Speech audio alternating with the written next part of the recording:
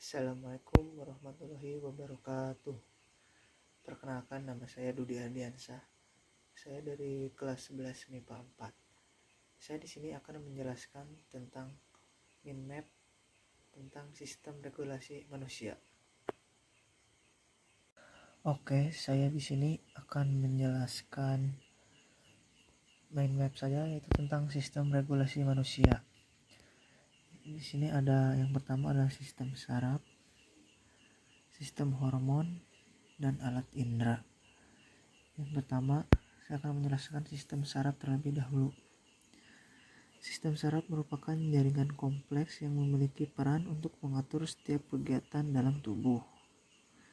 Sistem saraf terbagi dua, yaitu sistem saraf pusat dan sistem saraf tepi. Yang pertama, sistem saraf pusat, yaitu ada otak, yaitu ujung interior tabung saraf yang membesar. Dalam otak terdapat 5 bagian otak. Yang pertama yaitu ada cerebrum atau otak besar. Bagian otak terbesar dan terdepan yaitu area sensor, area motor, dan area asosiasi. Yang kedua itu ada talamus, merupakan pusat penerus impuls sensor ke berbagai bagian sensori cerebrum. Yang ketiga ada hipotalamus, yaitu merupakan pusat koordinasi sistem autonom yang mengendalikan tubuh, darah, tingkah laku, dan lain-lain. Kemudian yang keempat ada cerebellum, yaitu berkembang dari bagian darial mutun sapalon menjadi pusat keseimbangan gerakan. Kemudian ada medula oblongata, yaitu terletak di bagian antara sumsum tulang dengan bagian otak. Nah, yang kedua dari sistem saraf pusat yaitu ada sumsum tulang belakang, yaitu menyerupai tali putih kemilau dari dasar otak ke tulang belakang. Fungsi utamanya yaitu menghubungkan impuls dari dan ke otak serta memberi alternatif jalan terpendek pada gerak refleks. Kemudian ada sistem saraf tepi.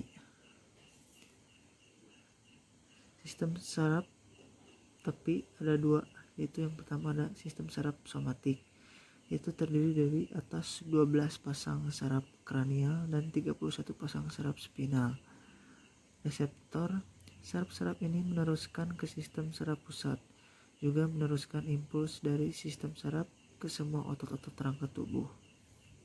Kedua ada sistem saraf otonom, dibedakan menjadi sistem saraf simpatetik dan simpatetik bersifat antagonis. Saraf simpatetik merangsang kerja organ, sebaliknya parasimpatetik menghambat kerja organ. Nah, kemudian ada sistem hormon. Apa sih yang disebut sistem hormon? Yaitu adalah sistem kontrol kelenjar tanpa saluran yang menghasilkan hormon yang tersirkulasi di tubuh melalui aliran darah untuk memengaruhi organ-organ lain. Nah, dalam sistem hormon tersebut terdapat kelenjar sistem endokrin. Yang pertama ada kelenjar hipofisis, yaitu atau pituitari, yaitu terletak di dasar otak besar, merupakan kelenjar terbesar. Kelenjar tersebut dibagi 3 lobus, yaitu anterior, intermedia, dan posterior. Yang kedua ada kelenjar tiroid atau gondok. Kelenjar ini terletak di daerah leher atau jakun. Kelenjar yang paling kaya pembuluh darah, menghasilkan 3 hormon, yaitu tiroksin, triloditironin, dan kalsitonin. Yang ketiga ada kelenjar paratiroid,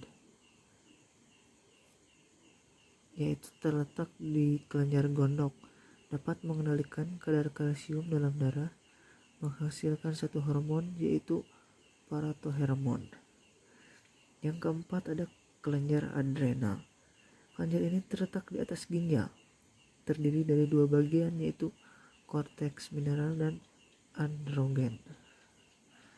Kemudian yang kelima ada kelenjar pankreas. Kelenjar ini terletak di dekat lambung, menghasilkan hormon insulin dan glukogen. Kemudian yang keenam ada kelenjar gonad. Kelenjar ini terletak di daerah perut untuk wanita dan terletak di buah jakar untuk pria. Dan yang terakhir ada yang ketujuh adalah kelenjar timus. Kelenjar ini terletak di daerah dada. Nah, kemudian setelah itu ada alat indera.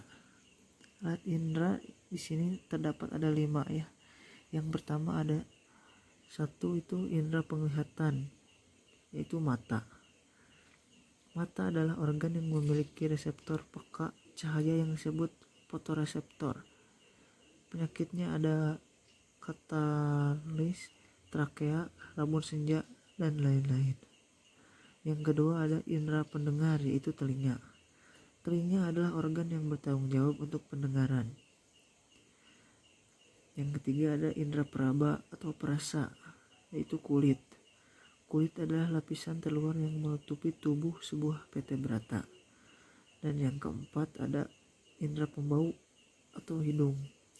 Organ ini adalah organ pernapasan yang berfungsi menyaring udara. Dan yang kelima ada indera pengecap atau lidah,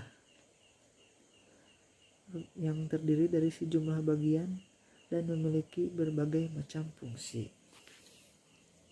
Nah, dari 3 sistem tersebut ada kelainan dari sistem regulasi manusia.